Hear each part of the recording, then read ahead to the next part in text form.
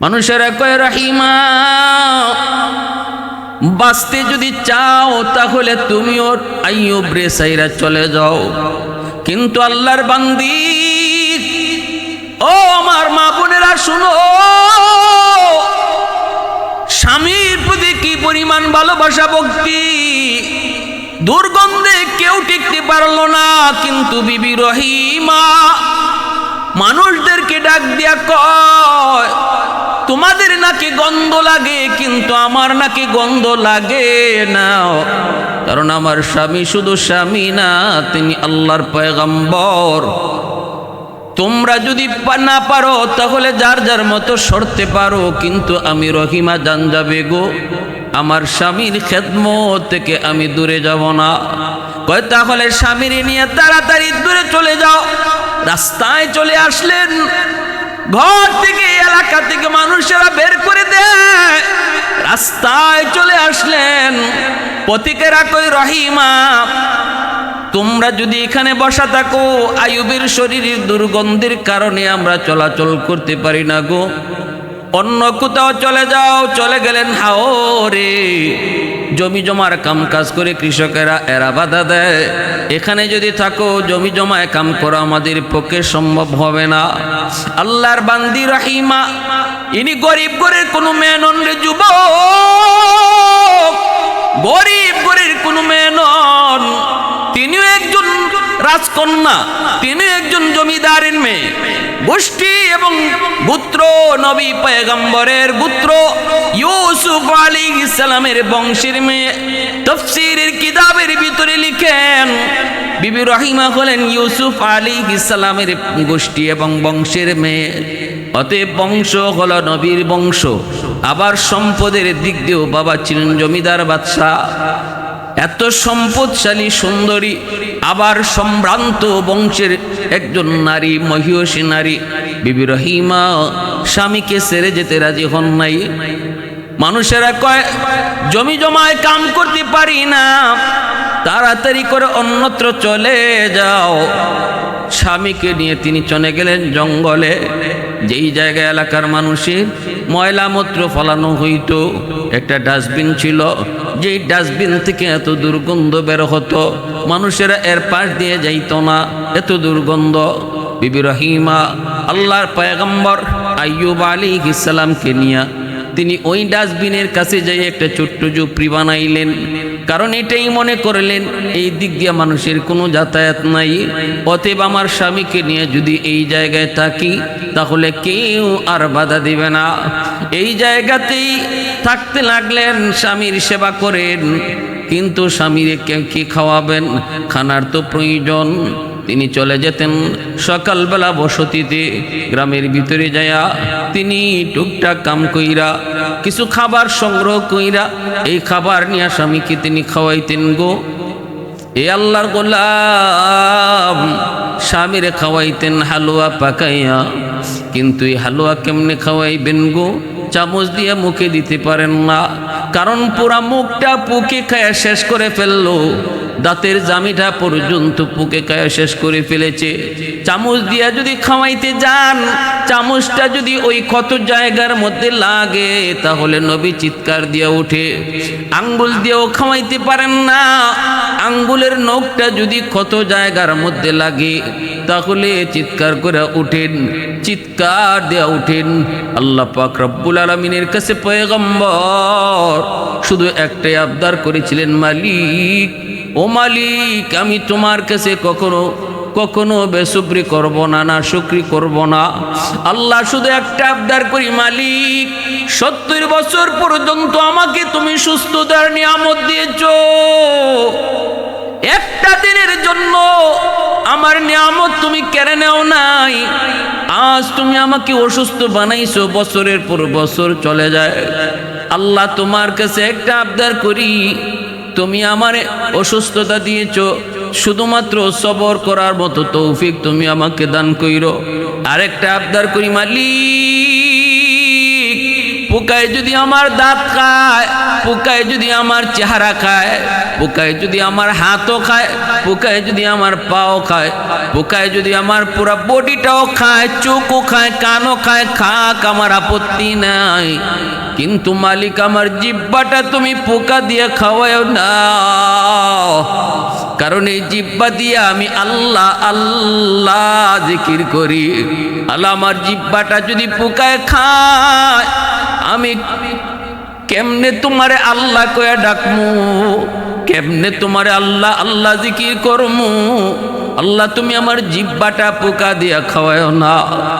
আইয়ুব আলাইহিস সালাম আল্লাহ পাকের পয়গম্বর, জলিলুল কদর পয়গম্বর, কোনো দিক দিয়ে তার নিয়ামতের কমতি নাই।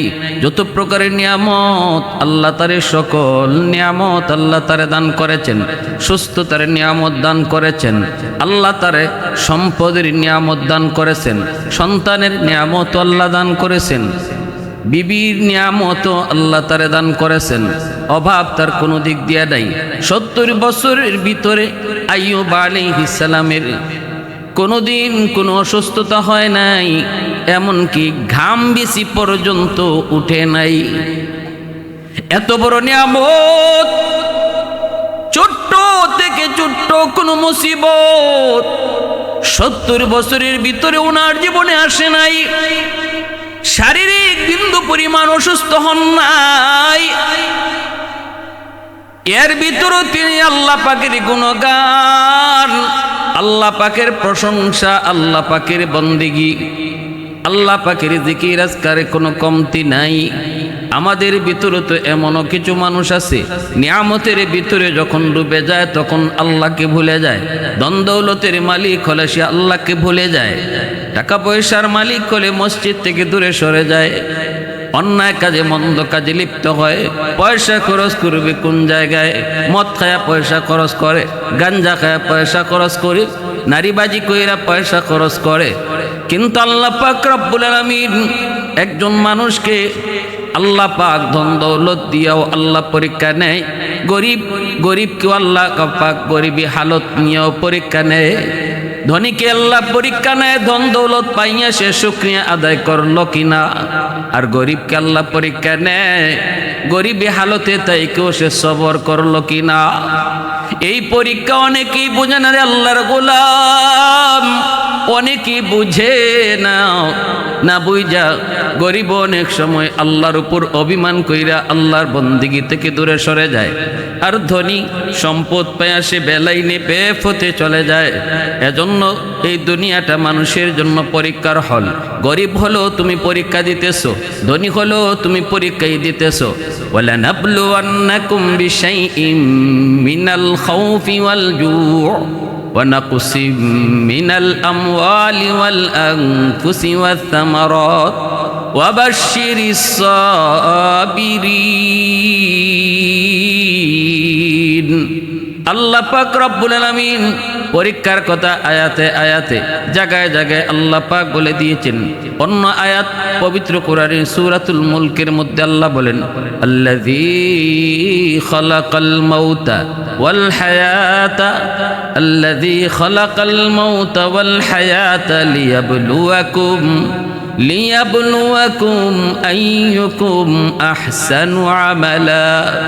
আল্লাহ পাক রব্বুল আলামিন হায়াত মউত নামক এই দুনিয়ার জীবন ব্যবস্থাটারে আল্লাহ পাক দিছেনই পরীক্ষার ভিতরে। অতএব ধনীও পরীক্ষার হলে, গরিবও পরীক্ষার হলে। ধনী পরীক্ষা দেয়, ধনী হওয়ার পরেও সে আল্লাহকে ভুলে যায় নাকি আল্লাহর গোলামি করে। গরিব গরিবী হালতও পরীক্ষা দেয়। এই অবস্থায় সে সবর কইরা আল্লাহর বন্দেগী করে কি করে না। আইয়ুব আলাইহিস সালাম এতগুলি নিয়ামত, কোন দিক দিয়া কোন নিয়ামতের কমতি নাই। দুনিয়ার সকল নিয়ামত, সব রকমের নিয়ামত আল্লাহ তারে দান করলেন। এরপরও আল্লাহর বন্দেগী থেকে গাফেল নন। একদিন ইবলিসে আল্লাহকে ডাক দেয়া কয়, মালিক তোমার আইয়ুব কেন আল্লাহরে ডাকে জানো নি? আল্লাহ তুমি তারে সব দিক দিয়ে প্রাচুর্য দান করেছো, কোনো দিক দিয়ে তার কোনো অভাব নাই। আল্লাহ তারে কোনো বিপদ মুসিবতে ফেলায়া দেখো, দেখবা আর তোমারে এইভাবে ডাকে না। সুখে আছে বিদায় তোমারে ডাকে, দুঃখে পড়লেই কিন্তু তোমারে ডাকবে না। ও মালিক, পরীক্ষা করে দেখো। আল্লাহ পাক কয় না, অসম্ভব হতেই পারে না। আইয়ুব আমার পয়গম্বর, আমার নবী, সে যে হালতেই থাকুক না কেন আমি আল্লাহকে কখনো ভুলতে পারে না। ইবলিসে কয় আমি মানি না। বিপদে ফেলায়া দেখো, বন্দেগি করব দূরের কথা, নাম নি মনে আছে এটা দেখো, নাম নি তোমার মনে থাকে এটা তুমি দেখো। আল্লাহ পাক কয় ইবলিস তাহলে বুঝি তুই দেখতে চাস? কয় মালিক আমি দেখতে চাই। শুরু হয়ে গেল আল্লাহর পয়গম্বর আইয়ুব আলাইহিস সালামের উপর পরীক্ষা। পরীক্ষা শুধু নয়, পরীক্ষা শুধু নয়, কঠিন কঠিন থেকে কঠিন পরীক্ষা। এমন একটা দুইটা পরীক্ষায় পড়লি আমরা ফেল করতাম, এমন একটা দুইটা পরীক্ষায় করলি আমাদের হুঁশ থাকতো না। প্রথম নম্বর পরীক্ষা হলো আইয়ুব আলাইহিস সালামের যত সহায় সম্পদ ছিল, সম্পদের উপরে একে একে মুসিবতের খবর আসতে লাগলো। একে একে মুসিবতের খবর, অমুক জায়গায় এটা ধ্বংস, অমুক জায়গায় এটা আগুন লাগছে, অমুক জায়গায় এটা ধ্বংস হয়ে গেছে। এইভাবে যত সম্পদ ছিল একে একে সবগুলি সম্পদ ওনার হাতছাড়া হতে লাগলো।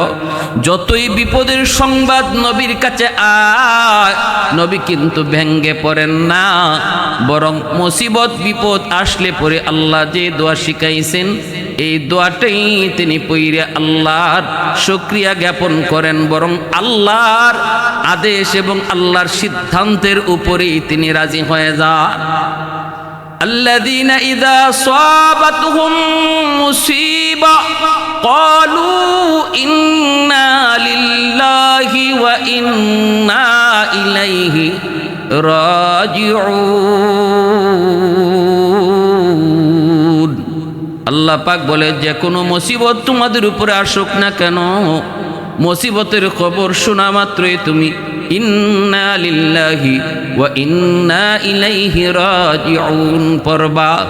আমরা শুধু মানুষের মৃত্যু সংবাদ শুনলে এই দোয়াটা পড়ি না, না, এই দোয়া শুধু মৃত্যুর সাথেই খাস নয়। যে কোনো মুসিবত, যে কোনো ছোটোখাটো মুসিবতে পড়লো, কষ্টে পড়লো, সাথে সাথে এই দোয়াটা পড়া।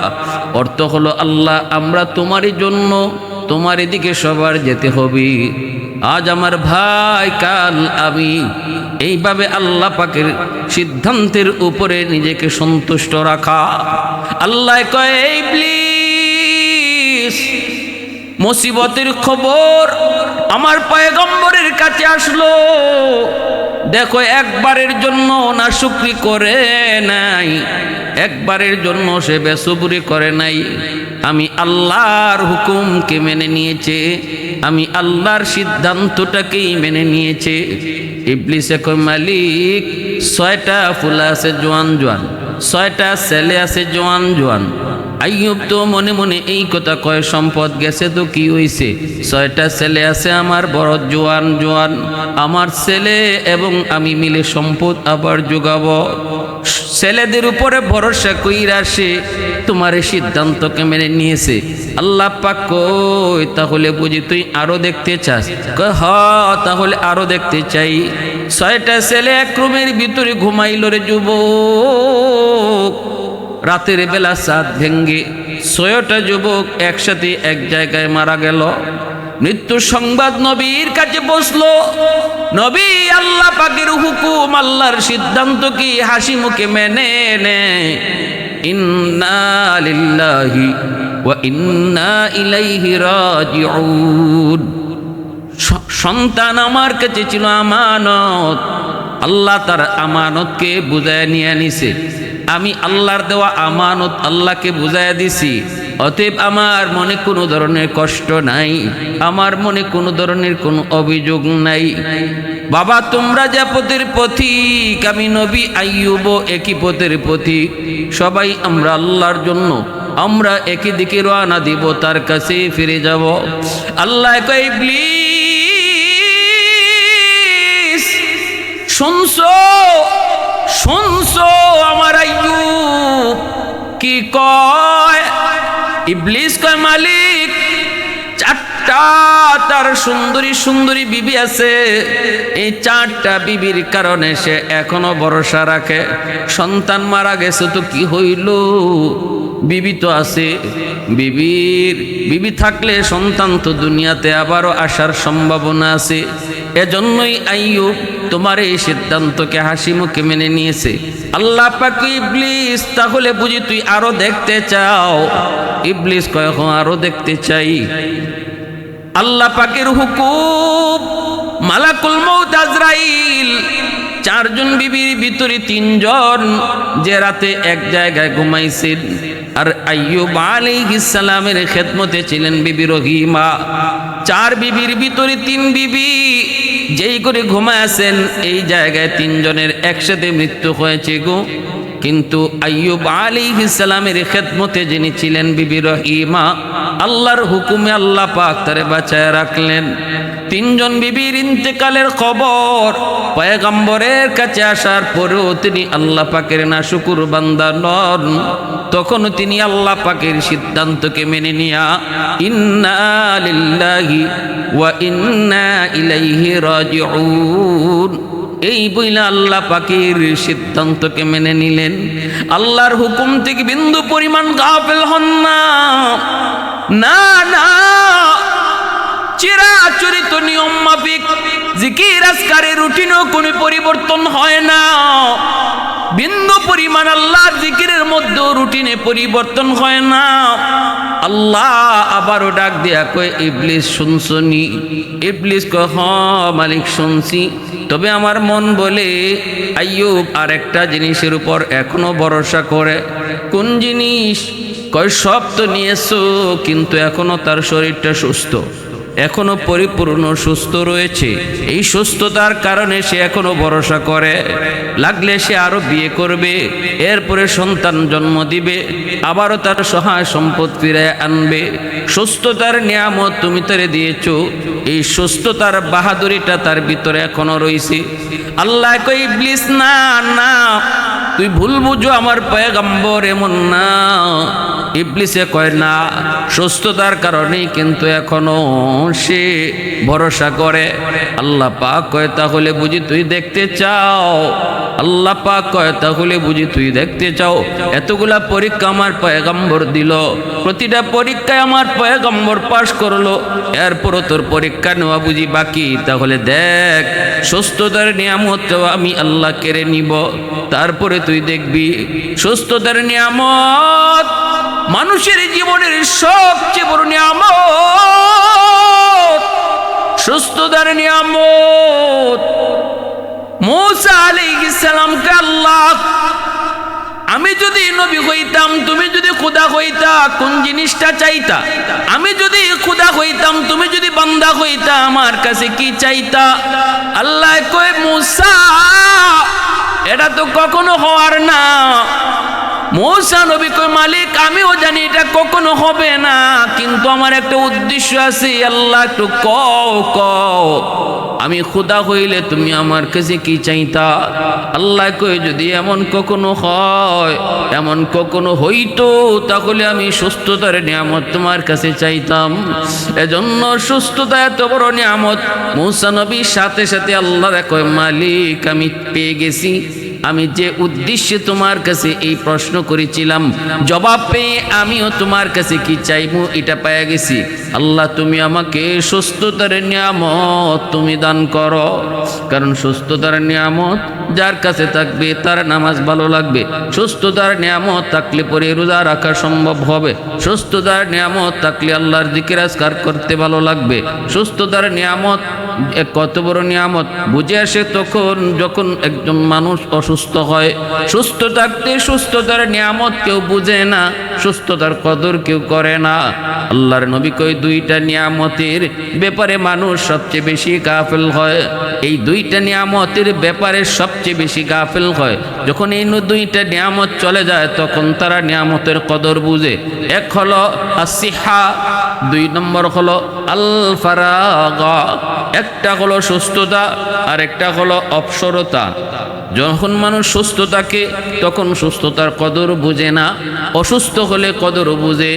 আবার যখন মানুষ অবসর থাকে তখন সে অবসর নিয়ামতের কদর বুঝে না, যখন ব্যস্ত হয়ে যায় তখন অবসরতার নিয়ামতের কদর তখন তার বুঝে আসে।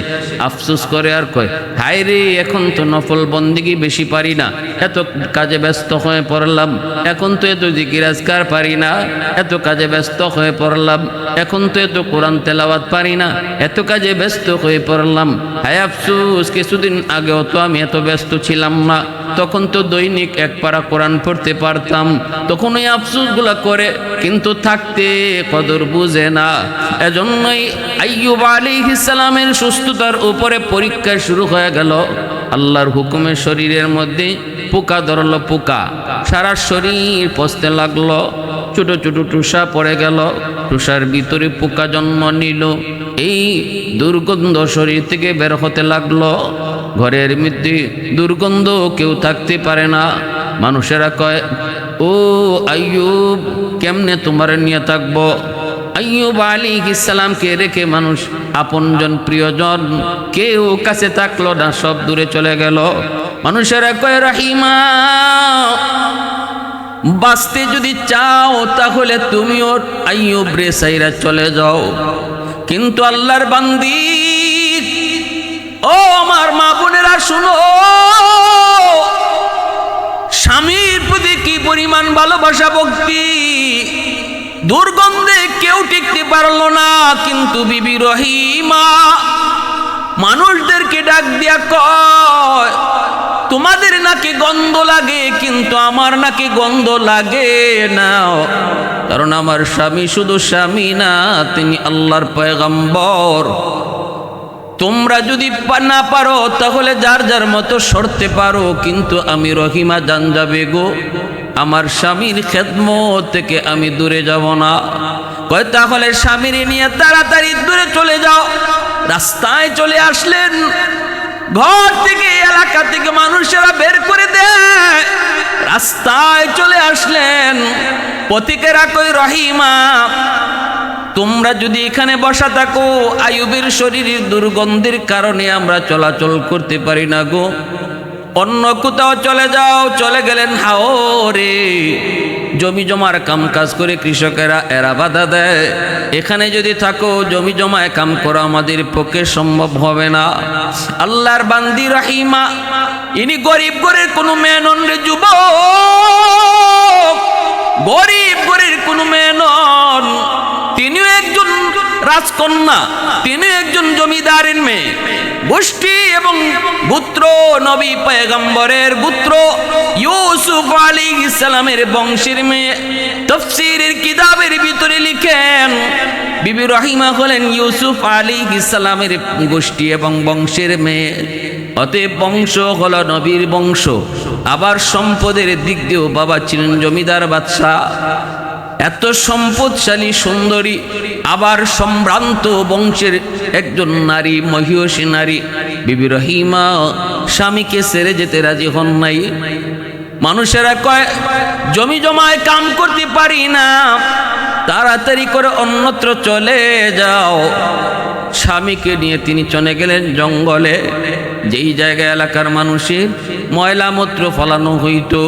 একটা ডাস্টবিন ছিল, যেই ডাস্টবিন থেকে এত দুর্গন্ধ বের হতো, মানুষেরা এর পাশ দিয়ে যাইতো না, এত দুর্গন্ধ।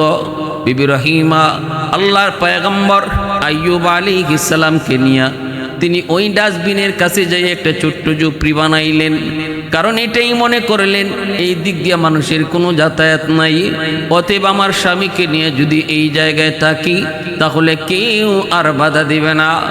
এই জায়গাতেই থাকতে লাগলেন, স্বামীর সেবা করেন, কিন্তু স্বামীরে কি খাওয়াবেন, খানার তো প্রয়োজন। তিনি চলে যেতেন সকালবেলা বসতিতে, গ্রামের ভিতরে যায়া তিনি টুকটাক কাম কইরা কিছু খাবার সংগ্রহ কইরা এই খাবার নিয়ে স্বামীকে তিনি খাওয়াইতেন গো। এ আল্লাহর গোলাম স্বামীরে খাওয়াইতেন হালুয়া পাকাইয়া, কিন্তু এই হালুয়া কেমনে খাওয়াইবেন গো? চামচ দিয়ে মুখে দিতে পারেন না, কারণ পুরা মুখটা পুকে খায়া শেষ করে ফেললো। দাঁতের জামিটা পর্যন্ত পুকে খায় শেষ করে ফেলেছে। চামচ দিয়া যদি খাওয়াইতে যান, চামচটা যদি ওই ক্ষত জায়গার মধ্যে লাগে তাহলে নবী চিৎকার দিয়া উঠে। আঙ্গুল দিয়েও খাওয়াইতে পারেন না, আঙ্গুলের নখটা যদি ক্ষত জায়গার মধ্যে লাগে তাহলে চিৎকার করে উঠেন, চিৎকার দেয়া উঠেন। আল্লাহ পাক রব্বুল আলামিনের কাছে পয়গম্বর শুধু একটাই আবদার করেছিলেন, মালিক, ও মালিক, আমি তোমার কাছে কখনো বেসুবরি করব না, না শুকরি করব না। আল্লাহ শুধু একটা আবদার করি, মালিক 70 বছর পর্যন্ত আমাকে তুমি সুস্থতার নিয়ামত দিয়েছো, একটা দিনের জন্য আমার নিয়ামত তুমি কেড়ে নেও নাই। আজ তুমি আমাকে অসুস্থ বানাইছো, বছরের পর বছর চলে যায়। আল্লাহ তোমার কাছে একটা আবদার করি, তুমি আমারে অসুস্থতা দিয়েছো, শুধুমাত্র সবর করার মতো তৌফিক তুমি আমাকে দান কইরো। আরেকটা আবদার করি, মালিক, পোকায় যদি আমার দাঁত খায়, পোকায় যদি আমার চেহারা খায়, পোকায় যদি আমার হাতও খায়, পোকায় যদি আমার পাও খায়, পোকায় যদি আমার পুরো বডিটাও খায়, চোখও খায়, কানও খায়, খাক, আমার আপত্তি নাই। কিন্তু মালিক, আমার জিহ্বাটা তুমি পোকা দিয়ে খাওয়াও না, কারণ এই জিহ্বা দিয়ে আমি আল্লাহ আল্লাহ জিকির করি। আল্লাহ, আমার জিহ্বাটা যদি পোকায় খায়, আমি কেমনে তোমারে আল্লাহ কয়ে ডাকমু, কেমনে তোমারে আল্লাহ আল্লাহ জিকির করমু। আল্লাহ, তুমি আমার জিহ্বাটা পোকা দিয়া খাওয়াও না। আল্লাহর পয়গম্বর আল্লাহর কাছে আবদার করেছে, মালিক, সবর করার তৌফিক দান কইরো। এ আল্লাহর গোলাম বিবি রহিমা কেমনে তিনি খাওয়াবেন, কিভাবে খাওয়াবেন? চামচ দেওয়া পারেন না, হাত দেওয়া পারেন না। ওই অবস্থায় নিজের জিহ্বাটার মধ্যে হালুয়া উঠাইয়া ওই জিহ্বাটারে চামচ বানাইয়া জিহ্বাটার পয়গম্বরের মুখের ভিতরে ঢুকাইতেন। নিজের জিহ্বাটারে, নরম জিহ্বাটারে ভিতরে ঢুকাইয়া অলকমের কাছে নিয়ে তিনি হালুয়াটা ভিতরে ঢুকাইয়া দিতেন। আল্লাহর বান্দি, স্বামীর প্রতি কি পরিমাণ ভালোবাসার ভক্তি! যেই দুর্গন্ধ মানুষ থাকতে পারে না, ওই দুর্গন্ধ মুখের মধ্যে নিজের জিহ্বাটারে চামচ বানিয়ে হালুয়া ঢুকাইতেছেন। এ দুনিয়ার মুমিন বান্দা বান্দিরা শুনো, বিশেষ করে আমার মা বোনেরা খেয়াল করো। আমার নবী, রহমতের নবী বলেছেন, কোন মহিলার উপরে যদি তার স্বামী রাজি থাকে, আর যদি আর মহিলা দুনিয়া থেকে বিদায় নেয়, ওই মহিলার জন্য জান্নাতের গ্যারান্টি নবী দিয়েছেন। আল্লাহর নবী বলছেন, যদি আল্লাহর পরে কাউকে সেজদা করার আদেশ আল্লাহ দিত, তাহলে আমি নবী বলি, মালিক দুনিয়ার নারীদেরকে তার স্বামীকে সেজদা করার জন্য আদেশ দিয়ে দিত। এতটা সম্মান, এতটা ইজ্জত আল্লাহ পাক স্বামীকে দিয়েছেন রে আল্লাহর বান্দি। এবার আল্লাহর বান্দি বিবি রহিমা চামচ বানাইলেন, নিজের জিহ্বাটারে চামচ বানায়া স্বামীরে তিনি এইভাবে হালুয়া খাওয়ান। একদিন জিহ্বার মধ্যে একটা পোকায় কামড় মারলো। ওই পোকার কামড় খাইয়া বিবি রহিমা চিত হয়ে মাটিতে পড়ে গেলেন, বেহুশ হয়ে গেছেন যন্ত্রণায়। হুশ ফেরার পর স্বামীকে ডাক দিয়া বলেন, স্বামী গো, কেমনে আপনি সহ্য করেন এতগুলি পোকার কামড়? একটা পোকার কামড় আমি সহ্য করতে পারলাম না। আর আজকে আপনি বছরের পর বছর, এতটা বছর যাবৎ কেমনে আপনি পোকার কামড় সহ্য করেন গো স্বামী? একটু আল্লাহর কাছে বলেন, একটু আল্লাহর কাছে চান, আল্লাহ যেন আপনারে সুস্থ করে দেয়। পয়গম্বর আইয়ুব আলাইহিস সালাম বিবিকে ডাক দিয়ে বলেন, বিবি, তুমি কি অধৈর্য হয়ে গেছো? তুমি কি অধৈর্য হয়ে গেছো গো বিবি? যদি তোমার কষ্ট হয় তাহলে তুমি চলে যাও। তোমার যদি কষ্ট হয় তুমি চলে যাও, আমার কোনো আপত্তি নাই, আমি তোমার উপর রাজি আর খুশি। ওই দিন যদি ওই বিবিদের সাথে তুমি ওই ঘরে ঘুমাইতে, তাহলে আজ তুমিও দুনিয়া থেকে বিদায় হয়ে যেতে। একা একাই আমি মালিকের কাছে শুধু হাত পাতে তাকায় থাকতাম। অতএব বিবি গো, এমন কথা কইও না। 70 বছর যে মালিক আমারে সুস্থ রাখলো, আর আজকে কয় বছর হইছে? 17 বছর হইছে। 16-17 বছর, এখনো 70 বছরের কাছেও যায় নাই। 70 বছর যদি আমি অসুস্থ থাকি, তাহলে তো 70 বছর সুস্থ থাকার বরাবর হয়, নিয়ামতের বরাবরে হয়। এখনো তো বরাবরই হয় নাই। তাহলে কোন মুখে আমি মালিককে ডাক দিয়া কইমো, আল্লাহ তুমি আমারে সুস্থ করো, আল্লাহ তুমি আমারে সুস্থ করো? কোন মুখে আমি চাইবো? না না, আমি পারবো না। যদি তোমার কষ্ট হয় বিবি গো, তুমি চলে যেতে পারো। সাথে সাথে বিবি রহিমা স্বামীর পা জড়ায় কান্না শুরু করে দিলেন। গো, আমি ভুল করেছি, আমাকে আপনি মাফ করে দেন। আমি আর জীবনে কোনোদিন এমন কথা বলবো না, কোনোদিন এমন কথা আমি বলবো না। এরপরে আল্লাহর বান্দি তিনি বের হয়েছেন এলাকার মধ্যে, বসতির মধ্যে স্বামীর জন্য খানার ব্যবস্থা করবেন।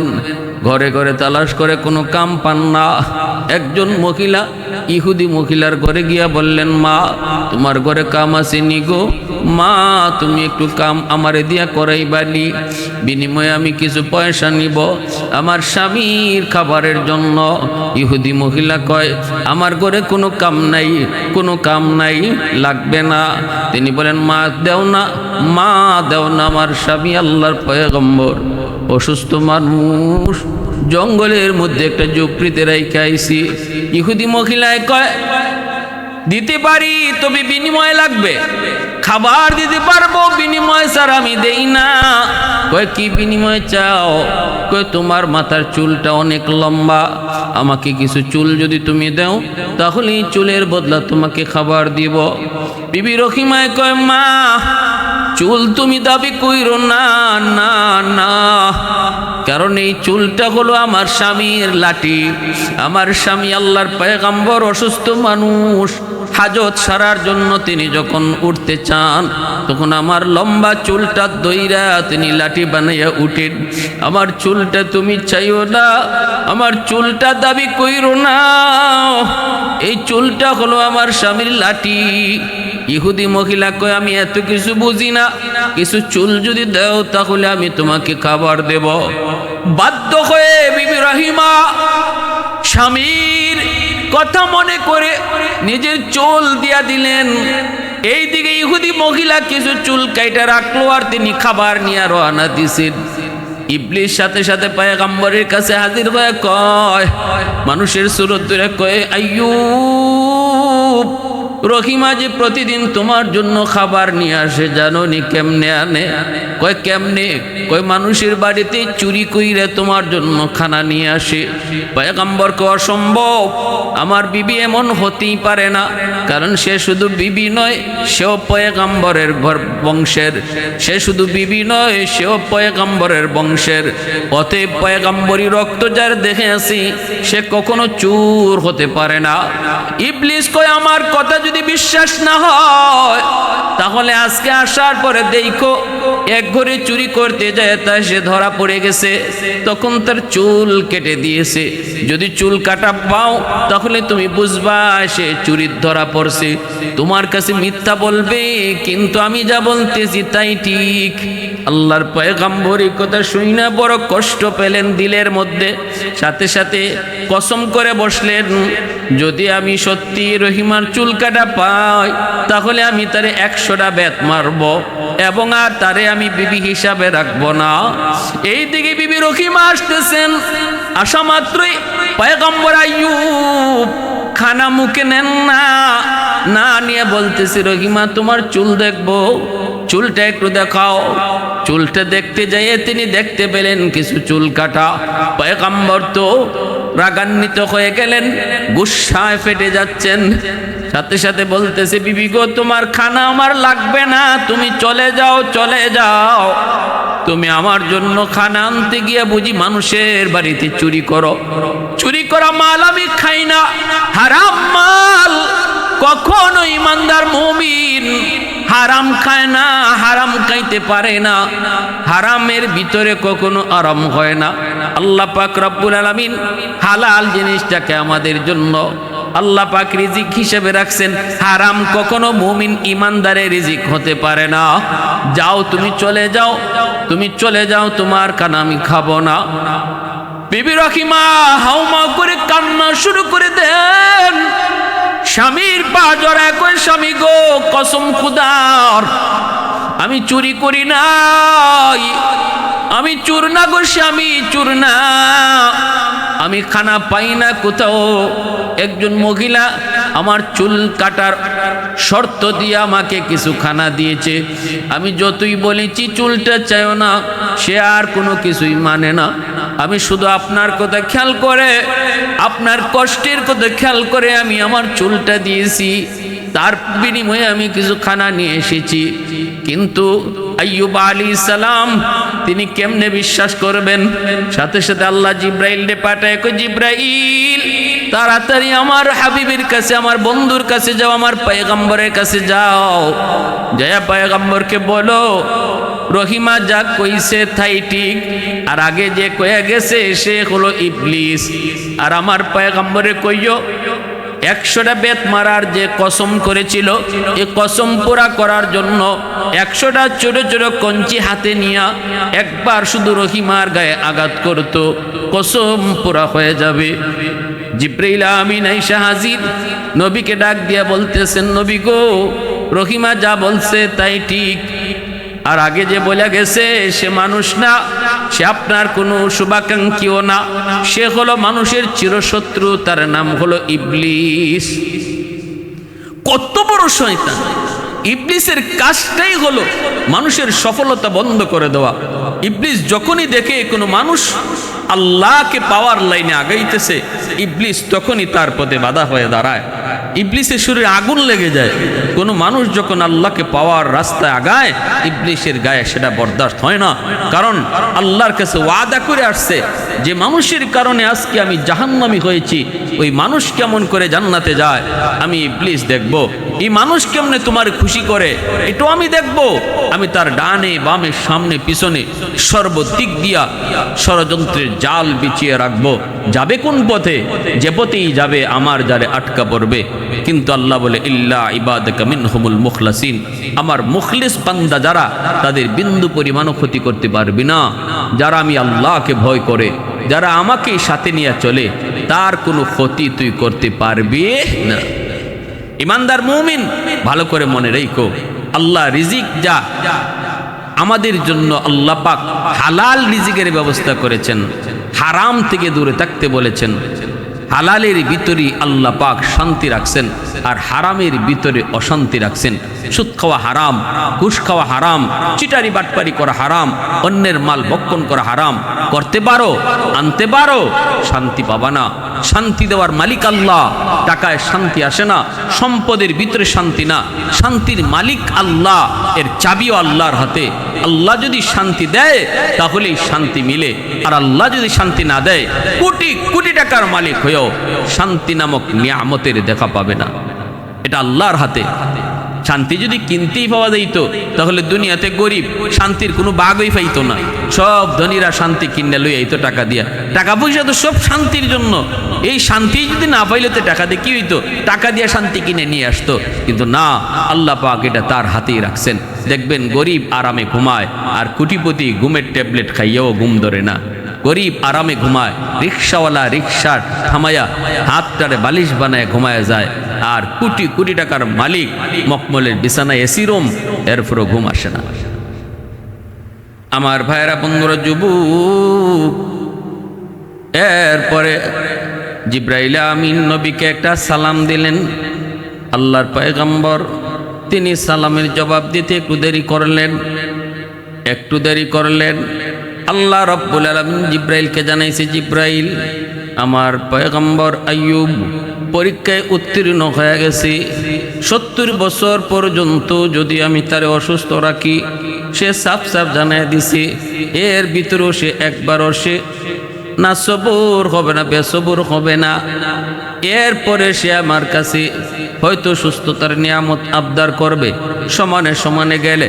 অতএব আমার আইয়ুবের পরীক্ষায় পাস। ইবলিস এবার তুই কি করব? ইবলিসে কয় মালিক আমারও বুঝ হয়ে গেছে। ফেরেশতারা কয় মালিক আর পরীক্ষা লাগবে না। আইয়ুব নবী তার পরীক্ষায় 100 সফল। আল্লাহ কয় জিব্রাইল এবার তুমি যাও। রহিমা গেছে এবার কিসে? এলাকার ভিতরে ঢুকছে খানা আনতে। তুমি যায়া আমার পয়গম্বর আইয়ুবকে আমার সালাম জানাও। জিব্রাইলে আমিন এসা সালাম জানালেন। নবী সালাম দিতে একটু দেরি করলেন। এরপরে জিব্রাইল সালাম একটু দেরিতে জবাব দেওয়ার কারণে জিব্রাইল জিজ্ঞেস করে, নবী গো, নবী হয়ে যদি সালামের জবাব দিতে দেরি করেন উম্মত কি করবে? সালাম দেওয়া সুন্নত, জবাব দেওয়া ওয়াজিব। ভালো করে একটা মাসালা বুঝবেন, সালাম দেওয়া সুন্নত, জবাব দেওয়া ওয়াজিব। একজনে সালাম আপনারে দিল, আপনি যদি সালামের জবাব না দেন তাহলে ওয়াজিব তরকের গুনাহ হবে। সালাম যে দিল সে না দিলে তার গুনাহ হইতো না, কিন্তু কেউ যদি দেলায় তার জবাব আপনাকে দেওয়ানোই লাগবো, না দিলে আপনার গুনাহ হইব। কবিরা গুনাহ কি জাত গুনাহ? কবিরা গুনাহ হইব। ওয়াজিব তরকের গুনাহ হলো কবিরা গুনাহ। এজন্য সালাম যে দেয় তারে জবাব শোনায়া দিতে হয়। মুখে মুখে মনে মনে জবাব দিল জবাব হয় না। সালামের জবাব সালাম দাতাকে শোনায়া দিতে হয়।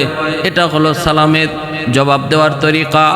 আমাদের সমাজে কিছু মানুষ আছে সালাম দিলে পরে উত্তর না দিয়ে কয় মাথা ঝুঁকি দিয়ে কয় কুয়া কোনো জবাব হয় না। সালামের জবাব দিতে হয় ওয়া আলাইকুম আসসালাম ওয়া রাহমাতুল্লাহ তারে শুনাইয়া। আর রাজনৈতিক কিছু সালাম আছে, আসসালামু আলাইকুম, হ্যাঁ তুলে, এটাও কোনো সালাম না। সালামের গোষ্ঠীও না, সালামের বংশও না, সালামের সয় না। কিছু মানুষ আছে আসসালামু আলাইকুমও কয় না, কয় সালাম আলাইকুম। সাম শব্দ আরবিতে মরণ। আমরা সালাম দেই তোমার উপর শান্তি বর্ষিত, আর যে সালাম আলাইকুম কয় এটার অর্থ হইল তুই তাড়াতাড়ি মর। এটা দোয়া করলো না, এটা বদুয়া দিল, তো বদুয়া দিল। অতএব সালাম কোনো ফ্যাশন না, সালাম কোনো মুশন না, সালাম কোনো ক্রেডিট না, সালাম কোনো বাহাদুরি না, সালাম কোনো রাজনৈতিক ইশারা না। সালাম হইল আল্লাহকে খুশি করার একটা ইবাদত। এটা ইবাদত করলে যে আগে দেয় তারে আল্লাহ পাক 10টা সওয়াব দান করে। কোনো আছেন যে সালাম আগে দেয় তারে 100টা নেকি দান করা হয়। জবাব অবশ্যই দিতে হবে। যে সালাম দিল তারে শোনায়া জবাব দিতে হবে, শোনায়া জবাব দিতে হবে। পিয়ারে হাদিরিন, এজন্য আইয়ুব আলাইহিস সালাম একটু দেরি করছেন। জিব্রাইল আমিন বলছেন, নবী গো আপনি দেরি করলেন কেন? পয়গম্বর আইয়ুব সাথে সাথে নিজের উজর পেশ করেন আর বলেন, ওগো আল্লাহর ফেরেশতা জিব্রাইল, আপনি যখন আমাকে সালাম দিয়েছেন তখন আমার জিহ্বার মধ্যে একটা পোকা ছিল। পোকাটায় আমার দাঁতের মারি খাইতেছে। আমি যদি ওই সময়ে সালামের জবাব দিতাম তাহলে আমার জিহ্বা থেকে পোকাটা হয়তো মাটিতে পড়ে যেত। আমি ভয় পেয়েছি কিয়ামতের ময়দানে এই পোকা যদি আল্লাহর কাছে নালিশ করে, আল্লাহ তোমার পয়গম্বর আইয়ুবের জিহ্বায় বসাছিলাম, আমারে খাইতে দেয় নাই, জিহ্বা থেকে ফালাইয়া দিছে। কি জবাব দেব, কি জবাব? এই ভয় আমার অন্তরের ভিতরে আসলো। আমি ভাবলাম আমার পোকাটা আল্লাহর মেহমান হয়ে আইছে, তার মতো সে চলে যাক, এরপরে আমি সালামের জবাব দিব। পোকাটা যখন আমার জিহ্বা থেকে সরছে তখন আমি আপনার সালামের জবাব দিছি। আল্লাহ পাক জিব্রাইল ডেকে, জিব্রাইল আমার পয়গম্বর আইয়ুবরে কেমন পাইছো? জিব্রাইল কয়, মালিক ভাষা নাই, ভাষা নাই। আল্লাহ সুপারিশ করি আর পরীক্ষা নিও না। আল্লাহ কয়, আইয়ুবরে কও নিজের পায়ের গোড়ালি দিয়া মাটিতে আঘাত করত, পানি বের হবে, এই পানি দিয়ে গোসল করতে কও, সব পোকাগুলা শরীর থেকে ঝরে পড়বে। জিব্রাইল কয়, নবী গো পায়ের গোড়ালি দিয়ে আঘাত করেন। আইয়ুব নবী কয়, ভাই জিব্রাইল পাই তো নাই, গোড়ালি পাই ভাই কই? জিব্রাইল কো যতটুকু আছে এতটুকু দিয়ে আঘাত করেন। আঘাত করা মাত্রই পানি বের হতে লাগলো। এই পানি দিয়ে আপনি গোসল করেন, পানি পান করেন। গোসল করলেন, পানি খাইলেন, সাথে সাথে শরীর থেকে ঝরঝর করে সবগুলি পোকা পড়ে গেল। আল্লাহ পাক রব্বুল আলামিন কয়, আইয়ুব গোসল করে উঠা মাত্রই দেখবা তুমি পূর্ণ 25 বছরের যুবক। নবী দেখতেছেন তার সেই পুরনো যৌবন ফিরে এসেছে, পুরনো যৌবন ফিরে এসেছে। আল্লাহ পাক রব্বুল আলামিন হারানো যৌবন আবার তার ফিরিয়ে দিলেন। তিনি বৈশা রয়েছেন একটু দূরে, জিব্রাইল আমিন চলে গেলেন। বিবি রহিমা আসলেন স্বামীর কাছে। আয়েশা দেখেন যেখানে ঝুপড়ি ছিল ঝুপড়িতে স্বামী নাই, ভয় পেয়ে গেছেন। আল্লাহর কাছে কান্দে, মালিক আমার স্বামীর বুঝি বাগে খেয়ে ফেলেছে। তাকায় দেখেন উঁচা একটা জায়গায় একটা যুবক বসা, পিছন দিক দিয়া চেহারা ঠিক মতো দেখা যায় না। কাছে যায় পিছন থেকে ডাক দিয়া বলেন, কে গো তুমি? ওখানে আমার স্বামী ছিলেন অসুস্থ, আল্লাহর পয়গম্বর। তুমি কি তারে কখনো দেখেছো? তুমি কি তারে দেখেছো? আমি তো তারে জায়গায় পাইতেছি না। নাকি তারে কোনো বাঘ ভাল্লুক খেয়ে ফেললো? নবী কোনো জবাব দেয় না, জবাব দেয় না। বারবার জিজ্ঞানোর পর এইবার তিনি জবাব দিয়া কয়, রহিমা কারে তুমি কি জিগাইতেছো? যারে তুমি জিগাইতেছো সেই তো তোমার স্বামী আইয়ুব। এই বইলেই তিনি চেহারাটা ঘুরাইলেন, ঘুরাইয়া বিবির কাছে গেলেন আর গিয়া বলেন, রহিমা দেখো তো 25 বছরে আমার যে যৌবন কালটা ছিল ওই যৌবনের চেহারাটা একটু খেয়াল করো। খেয়াল কইরাই তিনিও চিনে ফেললেন স্বামীরে, সাথে সাথে বুকে জড়ায় নিলেন আর বলতেছেন, বিবি গো এটা মালিকের পরীক্ষা ছিল।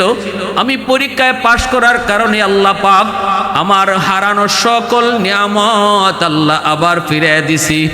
আল্লাহ পাক রব্বুল আলামিন বিবিদেরকেও আল্লাহ ফিরিয়ে দিছে, সন্তানও আল্লাহ আবার ফিরিয়ে দিছে, ক্ষমতা আল্লাহ ফিরিয়ে দিছে, সহায় সম্পদ সব কিছু আল্লাহ ফিরিয়ে দিছে। এমন কি বলা হয়েছে তাফসীরের কিতাবে, আইয়ুব আলাইহিস সালাম যে দিক দিয়া যাইতেন ওনার পিছন দিক দিয়া এরকম স্বর্ণের বৃষ্টি পড়তো।